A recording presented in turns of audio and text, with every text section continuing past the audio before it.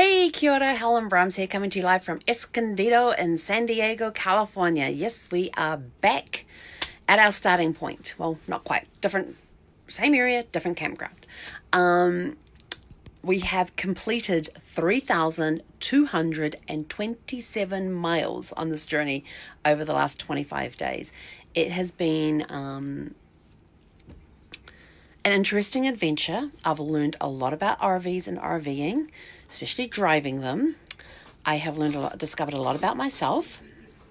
Today was a real adventure. We couldn't, as I said in an earlier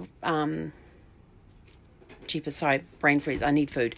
As I said in an earlier, I haven't had dinner yet. It's almost 9 o'clock. I haven't had dinner, but we'll talk about that in a minute.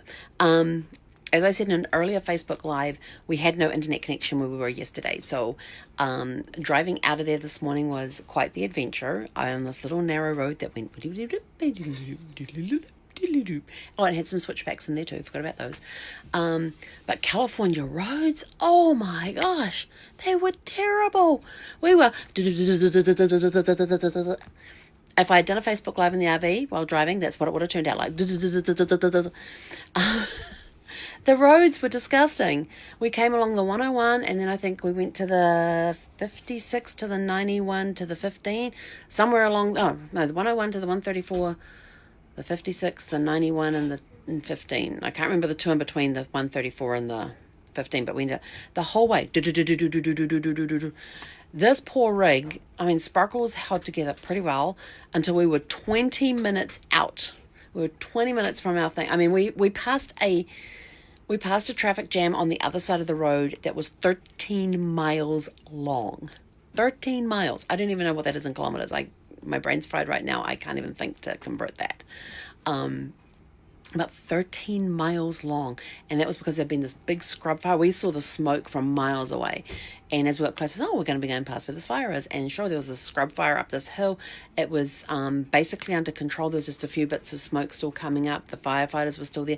But it was right down by the freeway on the northbound side of the 15. And the traffic was backed up for 13 miles. And we're going past that. And I'm thinking, oh my gosh, it's going to get even worse when... because usually Sunday traffic leaving San Diego is pretty bad, especially on the 5, but this was going to be on the 15, so it made it worse. But we got there. We stopped in Acton for fuel and lunch, and we had stopped one other place. Oh, because my arms were just so sore from all of the shaking and the steering and the buffering and the wind and everything else. So factor all that in, the shaking, the buffering. I've got to say, I got good, strong arms that got worked out. They've had a great workout these last 3,227 miles of fighting to keep the RV on the road on course at times as trucks go whizzing past and you get the buffering effect. You got winds coming in. You got roads that go do-do-do-do-do-do-do-do. Keeping control of the vehicle while on those roads, going down steep hills, around corners. It's been a real adventure. And then 20 minutes away from our destination, we're getting so close, it's sort of like, yes, we're almost there. It's almost over this drive. It's great. I can kick back, relax for a few weeks and before I hit the road again. And all of a sudden I'm driving along and go, oh shit, my mirror fell out. And on the wing mirror, it's the top part is flat and the bottom part's the fisheye piece. The flat part was dangling. And if you've checked out my Facebook page, you'll already see the photos of it there. It's just hanging by 2 wires. So we immediately got over as quickly as we could into the emergency site there on the freeway at the bottom of the first of 3 major hills coming from Temecula into Escondido. And Dad got out there. He got up on the step stool. I'm leaning out the window trying to figure out this thing. He's trying to put it back in, but there's 6 clips around it and the 3 on one side were gone. And so I said, I've got some duct tape. He said, fine. So he wrapped duct tape around the bottom, duct tape around the top, held it in place. My mirror was sort of like somewhere down here. I could see in the fisheye what vehicles were coming kind of at the last minute. And then you get these big flashes that go past because it was kind of pointing down towards the thing. And so we get to the park here. They had already sent me that they had me in some particular site, and I said, no, that I am not going to fit in that site. I know that. And so I had a discussion with the girl at the front desk. So now I have my own personalized map of which which sites within the campgrounds are which category, if they're standard, if they're deluxe, if they're premier, if they're elite, if they're luxury, if they're super premier, and all that sort of stuff, so, or platinum or whatever. So now I have the map, so I know when I call which series of sites to ask for. So we got here and got all settled in, got all connected up and all that, and Mum and Dad decided to go off for a wander around the campground, go check out the restrooms, and they were gone forever. And I'm like, what on earth is going on? And then they come back, and Dad's got this big bandage on his left arm. Some dog had, out of the blue, attacked him. And I'm like, what? And I thought they were originally joking, but nope. They were walking back, and this dog apparently leapt across the road and put a hole in my dad's arm and some scratch marks down his thing. And it was bandaged from about mid-bicep down to mid-forearm. So then we had to sort of like, okay, my car's downtown at Chris's place. So what are we going to do? So we hopped in a lift, went all the way downtown, got the car, went to the first emergency. We walked up to the urgent care closest to Chris, but they wouldn't take international travel insurance, and was like, great. And so he gave us a place that did. So then we went back to Chris's place, hopped in the car, and drove Animal. And I will tell you this, going from driving a 32-foot long RV up high to driving Animal again, felt like I was sitting with my butt dragging on the road. I felt lower than all the other vehicles on the road. The steering is completely different, because when you're driving, you got your arms out on either side of this huge steering wheel, but now I've got this little tiny steering wheel that's in front of me, and I feel like I'm scrunched up and my butt's dragging on the road, and it made for an interesting drive. So we got to the urgent care, got Dad taken care of.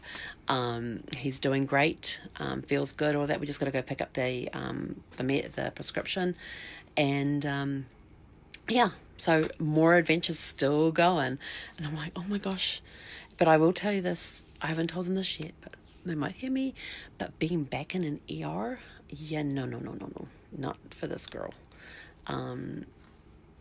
It was bad enough being in urgent cares and ERs with Brad, but seeing my dad laying there on the bed while they're busy cleaning the scratch marks and all of that for me personally was really, really hard. I just wanted to get out of there so bad, but I didn't let on. I kept up my front and just thought, I will suffer in silence, which I did.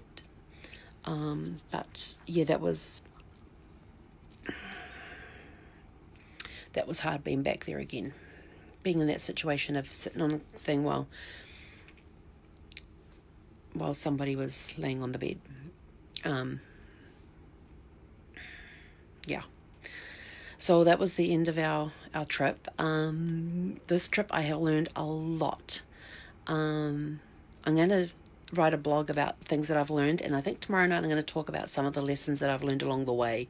Some of the things I've discovered about myself, about having to push through things to get through to the other side, about not giving up, about when you want to just give up, keep going. So tomorrow night I'm going to talk about some of those things, but for now we're done. 3,227 miles on this part of the adventure, but the adventure still continues because life hasn't ended yet. I'm still here, I'm still breathing, which means I have plenty more of adventure left in me. Every day is an adventure. Every day is super fantastic and sparkling, no matter what happens. At least we had a really cool nurse. But I'll tell you this, the check and check out procedure took way longer than my dad spent in the treatment room. It was unbelievable. But anyway, I'm off to have dinner, and then we're off to get medication, and turning in for the night, sleeping in tomorrow. We don't have to go anywhere tomorrow. Oh, we do have to go get mail and groceries, but we're not on a time crunch thing tomorrow, of having to be on the road by a certain time. So we're going to relax a little bit and enjoy it. And that's it for now. That's it for this evening. Have a super fantastic sparkling day, and I will catch you guys tomorrow with lessons learned on the road. He konera.